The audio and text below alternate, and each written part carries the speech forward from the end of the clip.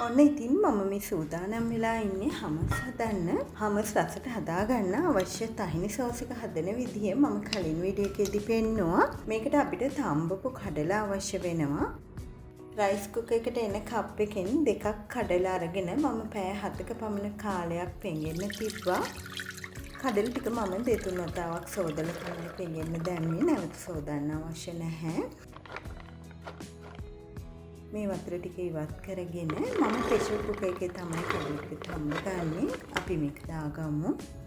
කඩල ටික වැහෙන්න හොඳට වතුර ටිකක් වැඩිපුර දාලා ඒකට ලුණු ටිකකුත් දාලා මම මේක තම්බ ගන්නවා.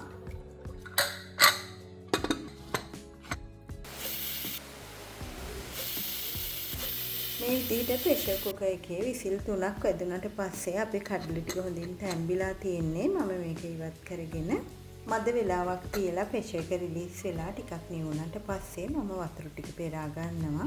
දැන් මේ කඩලවල උඩ පොත්ත ඉවත් කරගත්තොත් අපිට හමස් එක තවත් ස්මූති එකට හදා ගන්න පුළුවන්.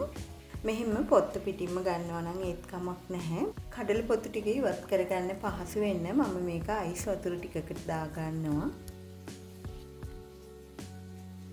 අයිස් වතුර වල ටිකක් පෙඟුනහම කඩල පොත්ත ටික පහසුවෙන් ඉවත් කරගන්න පුළුවන්. මේ විදිහට මම පොතු ටික සේරම ඉවත් කරගත්තා. දැන් මෙතන තම්බලා පොතු ඉවත් කරගෙන සූදානම් කරගත්තු කඩල ටික තියෙනවා. සුදු ලුණු බික් 2-3. මේ තියෙන්නේ අපි තලයට බෙදලා කුඩු කරගෙන හදාගත්තු තහිනි සෝස් එක. ඒ වගේම පාස්ලි කොළ ටිකක් අපිට අවශ්‍ය වෙනවා අන්තිමට මේක ගානිෂ් කරගන්න. තව අයිස් වතුර ටිකක්. මෙතන තියෙනවා දෙහි කැබැල්ලක්, ලුණු කුඩු, සූදුරු, මිරිස් කුඩු සහ ඔලිව් ඔයිල්. දැන් අපි මේ ඔක්කොම එකිනෙක බ්ලෙන්ඩ් කප් එකට එකතු කරගමු. මේකට ෆුඩ් ප්‍රොසෙස් එක පාවිච්චි කරන්නත් පුළුවන්. මම දැන් කඩල ටික ඔක්කොම බ්ලෙන්ඩ් කප් එකට දා ගන්නවා. ඊළඟට හමස් එක වඩාත් රසවත් කරන අපි හදාගත්තු තහිනි සෝස් එක දා ගන්නවා. තහිනි සෝස් එක හදාගත්තු විදිය බලපු නැති කෙනෙක් ඉන්නවා නම් මම මේ වීඩියෝ එකට පහලින් ලින්ක් එක දාන්නම්. සුදු ලුණු බික් කිහිපයක්, සුදු ලුණු වලගේ කැමැත්ත අනුව අඩු වැඩි කරගන්න. ඊළඟට මම මේකට දෙහි කිරි භාගයක ඉස්ම දා ගන්නවා. ලුණු කුඩු ටිකක් කඩල තම්බනකොට ලුණු දාපු නිසා අවශ්‍යතාවය අනුව එකතු කරගන්න. ඊළඟට සූදුරු, ඔලිව් ඔයිල් මේ සැන්ති දෙකකුත් මම එකතු කරනවා. දැන් මේක අපි හොඳ පේස්ට් එකක් හදා ගන්න ඕනේ.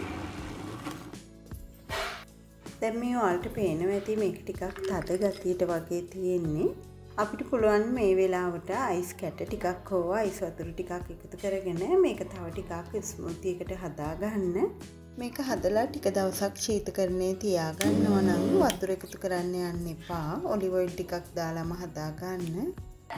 ඉතින් මේ හමස් කිව්වහම මේක මැද පෙරදිග රටවල ඉතාමත් ප්‍රසිද්ධ ටිප් එකක්. රොටි වර්ග, තම්බපු එළවලු, සේවරි බිස්කට්ස් මොනාරි කන්න ඒගොල්ලෝ පාවිච්චි කරනවා.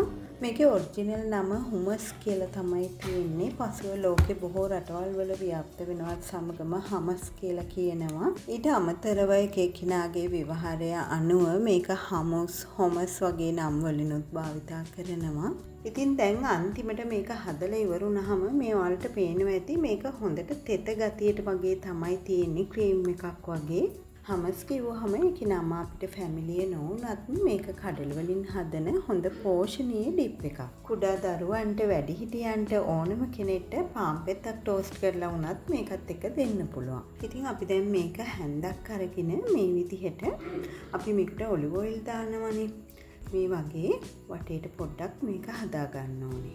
ඊට පස්සේ අපි අරගත්තු ඔලිව් ඔයිල් හැඳ දෙක මේ විදිහට වටේට උඩින් දා ගන්න ඕනේ.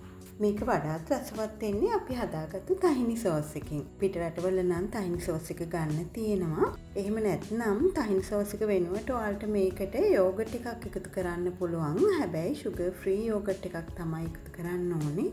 මේ විදිහට මිරිස් කුඩු ටිකක්, පැප්‍රිකා කුඩු ටිකක් උඩින් දා ගන්න පුළුවන්.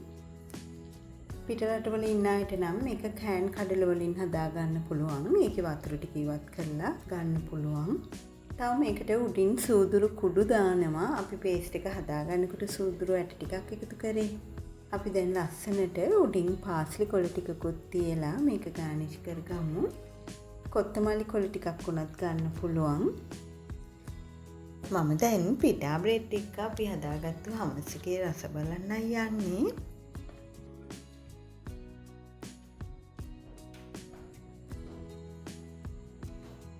එහෙනම් තවත් වීඩියෝ එකක් අරන් ඉක්මනින් එන්නම්.